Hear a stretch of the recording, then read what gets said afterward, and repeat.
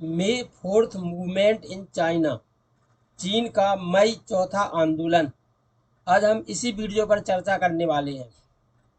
मई चौथा आंदोलन, प्रमुख बिंदु। फर्स्ट पॉइंट है, यह है 4 मई 1919 को चीन में हुई एक बौद्धिक क्रांति एवं समाज शास्त्री सुधार आंदोलन था। ये किस प्रकार का था? एक बौद्धिक क्रांति एवं समाज सुधार आंदोलन था। इसे चीन में मई चौथा आंदोलन भी कहा जाता है। ये बौद्धिक क्रांति और समाज शास्त्री सुधार आंदोलन था। इसे मई चौथा आंदोलन भी कहते हैं। यह कब हुआ था? 4 मई 1919 को हुआ था। यह एक साम्राज्यवाद विरोधी, किस प्रकार का था? एक साम्राज्यवाद विरोधी सांस्कृतिक एवं राजनीतिक आंदोलन था, जो 4 मई 1919 को बीजिंग में छात्रों के विरोध से शुरू हुआ था। नेक्स्ट है,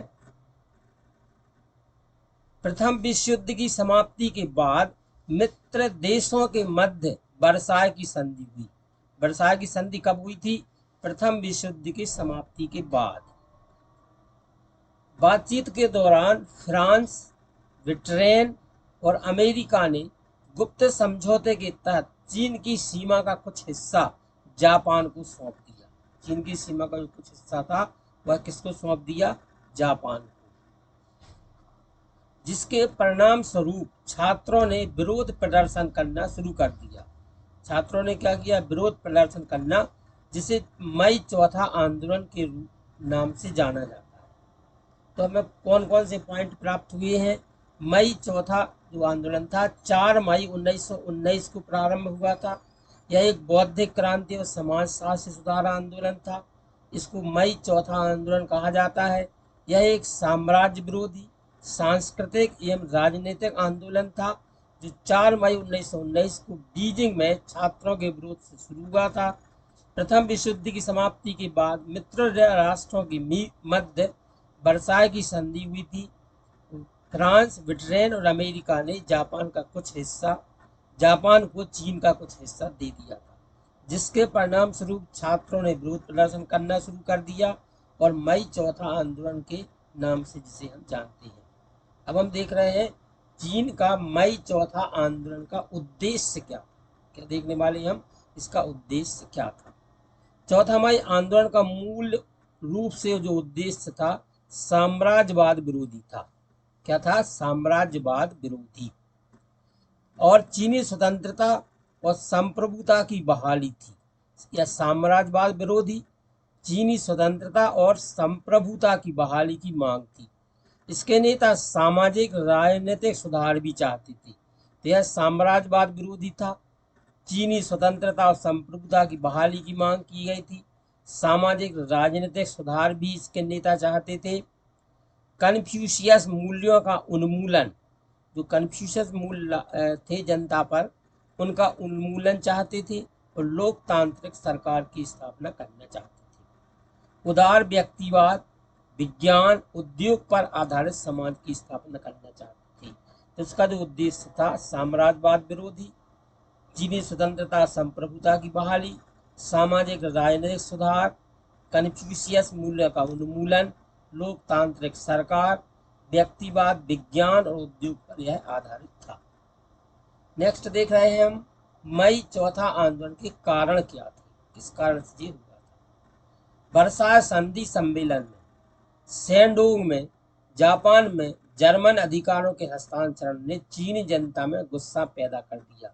जो वर्साय संधि हुई, इस वर्साय संधि में चीन का जो हिस्सा था शेंडोंग, उसको जापान को हस्तांतरित कर दिया गया, जिससे जनता में गुस्सा पैदा हो गया। चीनी ने पश्चिमी शक्तियों द्वारा विश्वासघात के रूप में जापानी आक्रमण के प्रतीक के रूप में और युआन शिकाई की भ्रष्ट सरदार सरकार की कमजोरी के रूप में देखा। तो चीन के निवासी थे, जब ये शेंडोंग प्रांत जापान को दे दिया गया तो पश्चिमी शक्तियों का, उनको लगा कि चीनी लोगों को पश्चिमी शक्तियों ने उनके साथ में विश्वासघात किया। दूसरा क्या लगा? जो युवान शिकाई था, युवान शिकाई उस समय उसकी सत्ता थी, उसको समझा इन्होंने कि भ्रष्ट सरकार है वो, और उसकी एक कमजोरी के रूप में उसे देखा।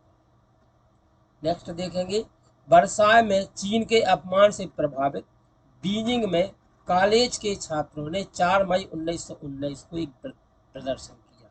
वर्साय की संधि में जो हुई थी उसे चीन के निवासियों ने अपमान समझा, और जिस कारण से कॉलेज के जो छात्र थे उन्होंने 4 मई 1919 को एक विशाल प्रदर्शन किया, जिसे हम मई चौथा आंदोलन के नाम से जानते हैं। जी इसके कारण।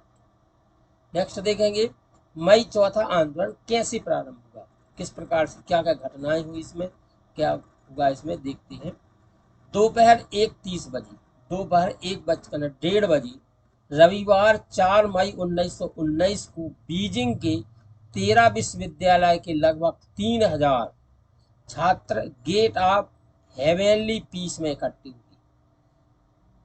तियानआनमेन चौक वर्साय शांति सम्मेलन के विरोध में।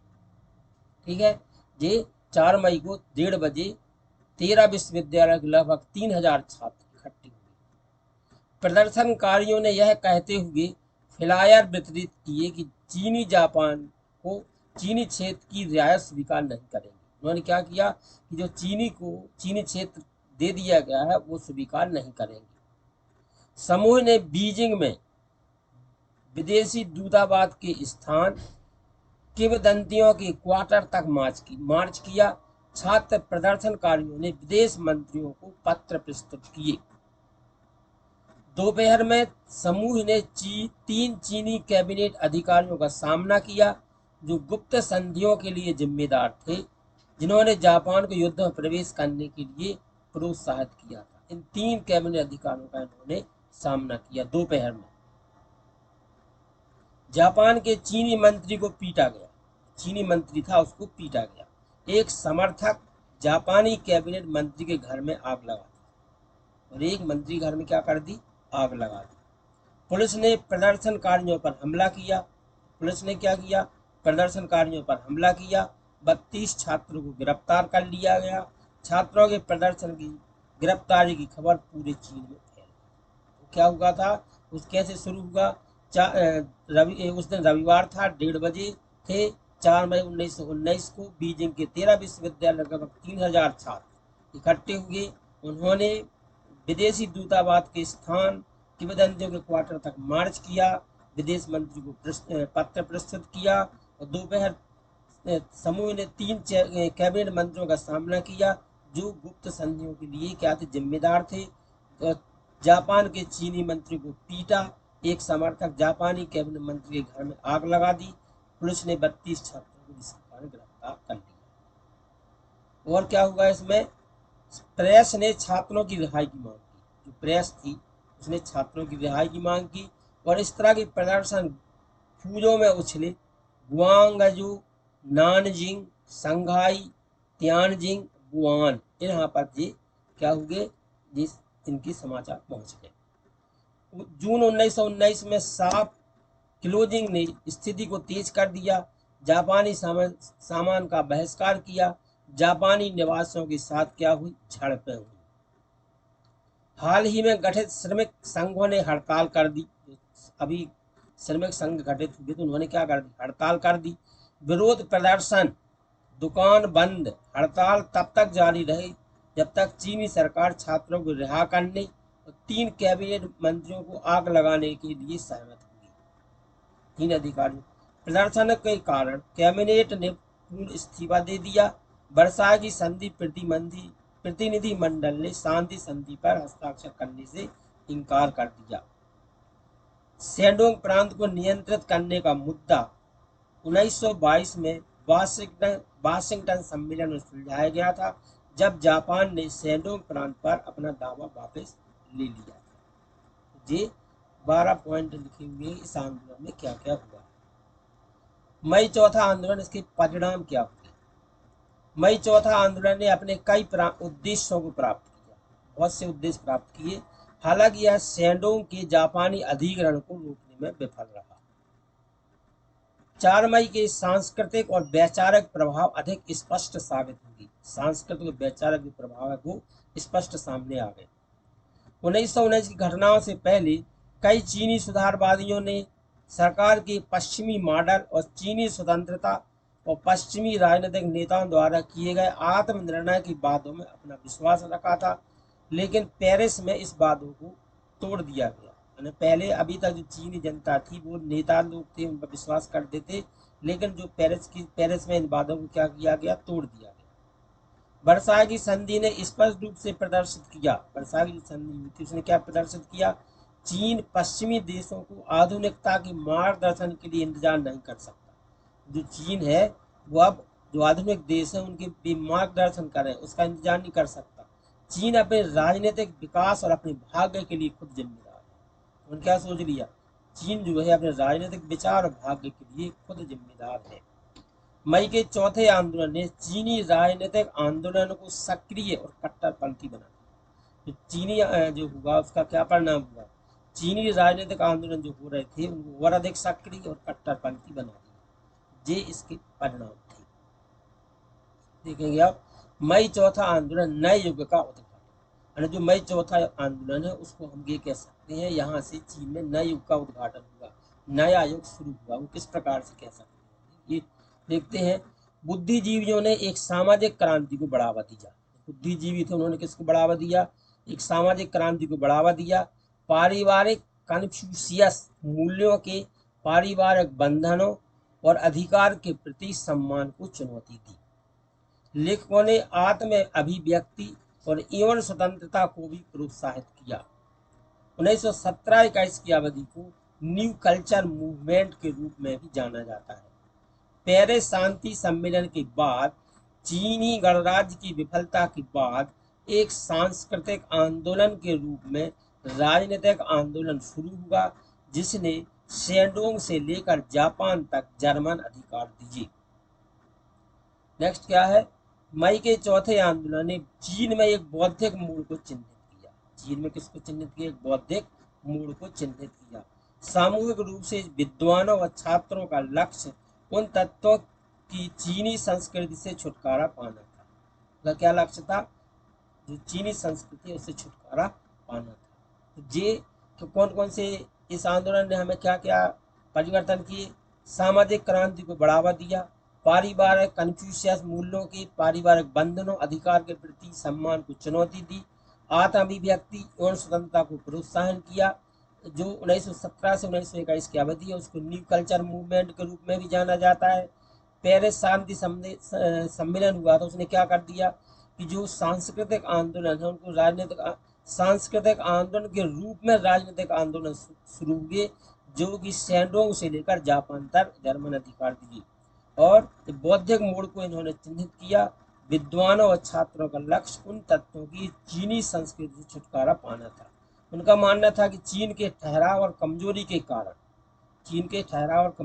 कारण नए आधुनिक के लिए नए मूल्यों का निर्माण होगा, नए मूल्यों के लिए नए मूल्यों का निर्माण होगा आधुनिकता के लिए, ऐसा उनका मानना था। तो इस प्रकार से हम क्या कह सकते हैं, जो मई चौथा आंदोलन था उसके कारण एक नए युग का चीन में उदय हुआ। नेक्स्ट देखते हैं, मई चौथा आंदोलन की समीक्षा क्या थी। वर्साई की संधि में चीन के व्यवहार और जापानियों के लिए शेंडोंग के अधिग्रहण के जवाब में मई चौथा आंदोलन मई 1919 में हजारों छात्रों द्वारा एक विरोध प्रदर्शन था। इस आंदोलन की बौद्धिक उत्पत्ति 1910 के एक अभियान न्यू कल्चर मूवमेंट में पाई जा सकती है, जिसने 20वीं शताब्दी में कन्फ्यूशियसवाद और परंपरावाद की भूमिका को चुनौती दी। न्यू कल्चर मूवमेंट के लेखकों ने तर्क दिया कि चीन कन्फ्यूशियस मूल्यों और पुराने पदानुक्रमों से चिपके हुए आधुनिकीकरण नहीं कर सकता, इसे उदार लोकतंत्र विज्ञान को अपनाना था। 1919 का चौथा मई आंदोलन वर्साई की संधि के खिलाफ शर्तों के खिलाफ छात्र विरोध के रूप में शुरू हुआ था। यह तेजी से देशव्यापी विरोध हमलों की एक श्रृंखला में विस्तारित हुआ, जिससे बेयांग सरकार द्वारा एक बैकडाउन हो गया।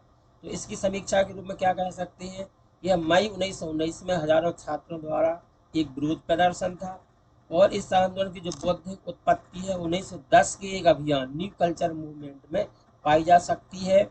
और जो न्यू कल्चर मूवमेंट के जो लेखक थे उन्होंने क्या तर्क दिया था कि कन्फ्यूशियस मूल्य और पुराने पदानुक्रमों से चिपके हुए आधुनिकीकरण नहीं किया जा सकता है और चीन के लोगों को उदार लोकतंत्र विज्ञान को अपनाना होगा। और मई चौथा आंदोलन जो था वर्षा की संधि की शर्तों के खिलाफ छात्र विरोध के रूप में शुरू हुआ था। इसमें देशव्यापी विरोध हुआ, हमलों की श्रृंखला में विस्तारित हुआ और जिससे जो बेयांग सरकार थी उसका बैकडाउन हो गया। तो इस प्रकार से हमने क्या देखा है कि मई जो चौथा आंदोलन था उसकी प्रारंभ से लेकर के समीक्षा तक हमने देख लिया है। आशा है आप सब समझ गए होंगे। नई संस्कृति और मई के चौथे आंदोलन का चीनी राजनीतिक आंदोलन पर महत्वपूर्ण प्रभाव पड़ा और पश्चिमी मार्गदर्शन की तलाश बंद हो गई। अब और अपने दृष्टिकोण और तरीकों में अधिक कट्टरपंथी बन गए चीन के लोग। इस प्रकार से देश की समीक्षा थी। आशा है आपको वीडियो समझ में आ गया होगा। वीडियो देखने के लिए आपका बहुत